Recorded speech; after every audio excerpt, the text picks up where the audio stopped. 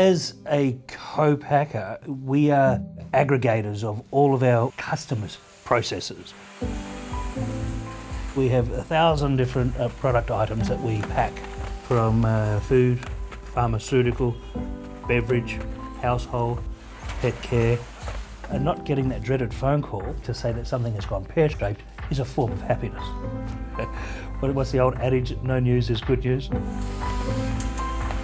They have to solve a very complex problem that involves supplier stock, customer stock, and their own stock.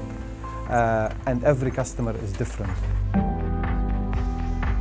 Now, sometimes that result might have taken 1 or 2 days to get to that result. But during that 1 or 2 days, the goalposts have changed. No matter how good our systems were, we still had black boxes. I used to see a lot of forms floating around on the floor, paperwork, spreadsheets.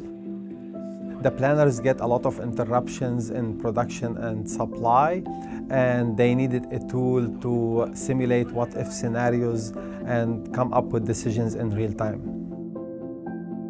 When I was first introduced to Qlik by 10 over 10, I thought, oh yeah, that's nice. It's like a reporting tool, you know. We realised quickly that it's not just a reporting tool. Sure, it gives you wonderful reports and views, but it's now a decision-making tool. Qlik's associative model is giving Multipack active business intelligence. One of our most widely used app is, we've coined it Planner 360.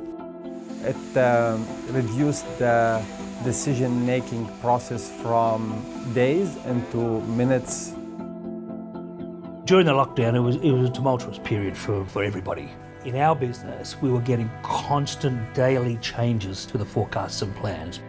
I had some customers where demand was going through the roof, and I had other customers where they had to cancel orders.